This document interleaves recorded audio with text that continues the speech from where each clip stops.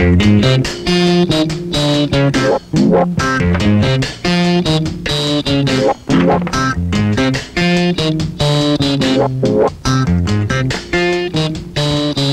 Right, నేను అసలు విషయానికి వస్తున్నాను.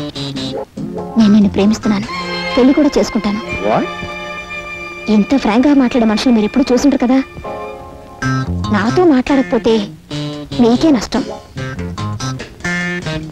నేను 3 అంకెలు లెక్క పెట్టేలోపు మాట్లాడకపోతే నలుగురు వచ్చి పోట్లాడేలా చేస్తాను. ఓకే, 1 2 3.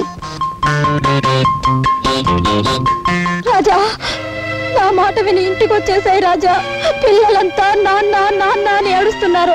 ఇంకెప్పుడు వంట ఆలస్యం చేయనని ప్రామిస్ చేస్తున్నాను రాజా. రాజా, నేను నీ చరణదాసుని రాజా. చరణదాసి లేదు, మసాలా దోశ లేదు. రాజా, మర్యాద వెళ్ళి ఇక్కడి నుంచి. బాబాయ్ గారు, మీరైనా కాస్త చెప్పండి బాబాయ్ గారు. పోపుల డబ్బా ఏదో ఒంట్లో బాగోక వంట కాస్త ఆలస్యం అయిపోయింది. దాని గురించి నన్ను తిట్టి పిల్లలు కొట్టి ఇక్కడికి వచ్చేసారు. ఇంట్లో వండి నన్ను అంతా అలాగే ఉండిపోయింది. నన్ను ఏం చేయమంటారు? పిన్ని గారు, మీరు కడుపుతో ఉన్నప్పుడు మీతో ఆయన డబ్బులాడి ఇలాగే వచ్చేసారా? చెప్పండి బాబాయ్ గారు. ఏమిటయ్యా ఇది? ఏమిటిది? క్రితం సార్ ఆ అమ్మాయి ఏదో తప్పు చేసి నువ్వు చేస్తున్నది ఏమిటి? ఇంటి ఇల్లాలు వీధులు పడి బతిమాలుతుంటే బుద్ధి లేదట నీకు? మాస్టరు, నాకు ఇంకా పెళ్లి కాలేదండి. రామరామ, నీకు పెళ్లి కాలేదా? ఎందుకండి అబద్ధం చెప్తారు? కావాల్సి వస్తే ఈ తాళి చూడండి, 3 పిల్లలు బాబాయ్ గారు. ఆ వేళ ఆ తాళి చూపించి 3 బిడ్డలు తెల్ల నాతో చెప్పలేదు నువ్వు.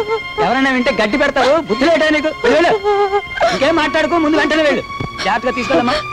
చాలా థ్యాంక్స్ బాబాయ్ గారు. పోదా రండి రాజా, పిల్లల్ని తీసుకొని బీచ్ కడదాం. రండి రాజా.